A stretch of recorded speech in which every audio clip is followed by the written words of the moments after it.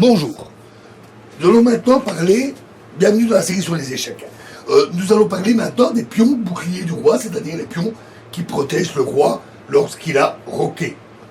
Alors le mérite dans cette position, le mérite de l'avance H6 se limite à deux objectifs. Réserver une case de fuite au roi pour échapper à une menace de mat sur la 8e rangée. Par exemple, une tour qui viendrait faire échec, il peut alors s'échapper. Ça permet également de gagner le contrôle de la case G5 où un cavalier blanc pourrait venir se placer. Ces inconvénients sont plus nombreux, même si ce n'est pas toujours flagrant. La disposition des figures est déterminante à cet égard, la position des fous, des cavaliers, etc. Alors, on va quand même les résumer. D'abord, l'avance H6 affaiblit la case G6 ici, qui ne se trouve plus contrôlée par deux pions, mais plus qu'un seul. Il suffirait par exemple que le pion soit cloué par un fou, et dans ce cas-là, la case G6 ne serait plus du tout contrôlée. L'avance H6 risque aussi d'immobiliser le pion G7, puisqu'il doit défendre H6, ou si H6 était menacé par une pièce adverse. Dans ce cas-là, l'avance G6 laisserait H6 sans aucune protection. D'où il suit que l'avance H6 affaiblit indirectement la case F5, qui ne peut pas être protégée par G6 ou pas facilement ou rarement. Endroit idéal également pour aller placer un cavalier, par exemple. L'avance H6 peut constituer une invitation à un sacrifice de pièces sur H6 avec démolition du roc. Enfin, l'avance H6 constitue également une invitation à ouvrir la colonne G par G4, G5.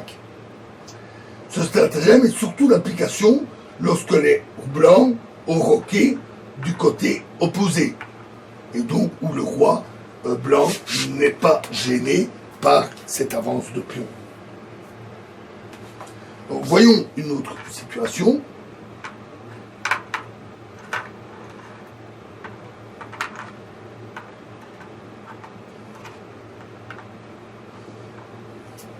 Alors ici, les pions boucliers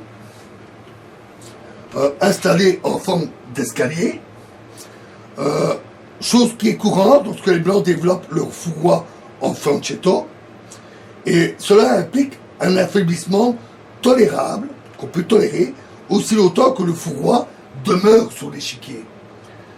Après l'échange des fous sur case blanche, ou avec un cavalier, il s'agit d'une formation affaiblissante, puisque le fou n'est plus là pour contrôler ou protéger les cases blanches. Et cette formation affaiblit les cases F3, G4 et H3.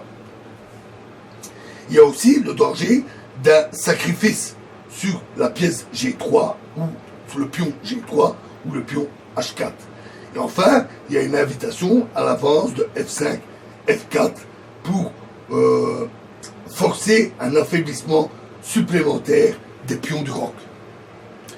De côté noir, il s'agit encore d'une formation tout à fait classique dérivant du fianchetto.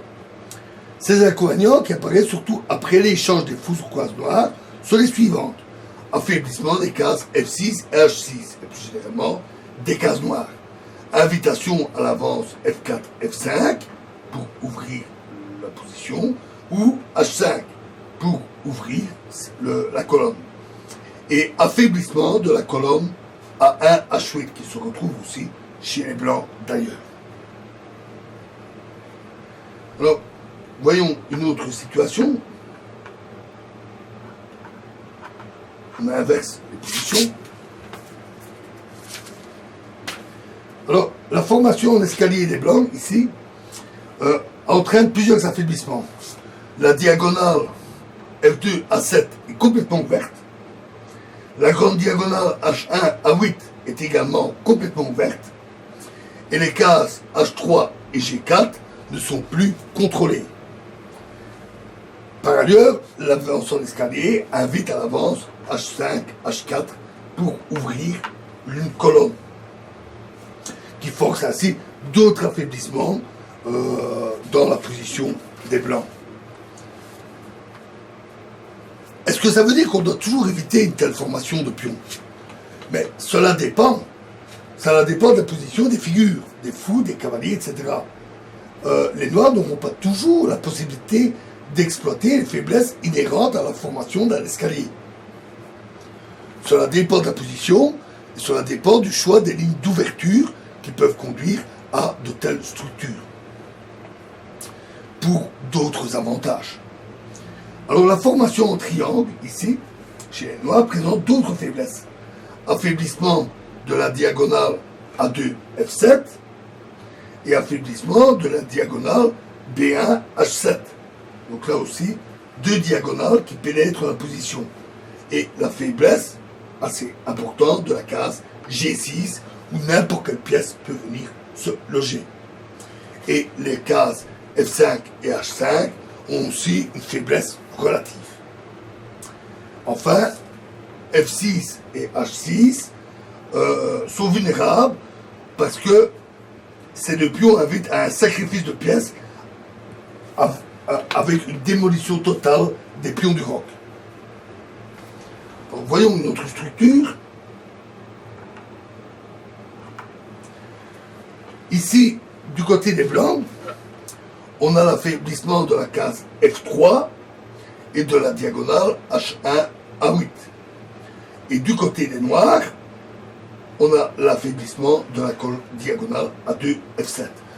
D'une manière générale, sauf un risque important de mat de couloir, la position des pions à leur case de départ est toujours la plus solide. Elle est plus difficile à attaquer et le joueur est alors libre à un moment donné de pouvoir déplacer ses pions de la manière dont il aura besoin. Mais ce n'est pas toujours possible parce que le jeu d'ouverture et de milieu de partie peut nécessiter d'avancer les pions pour toute une série de circonstances dont nous en avons vu un certain nombre. Alors, dans la prochaine vidéo, nous aborderons le pion libre avec un exemple. Je vous remercie.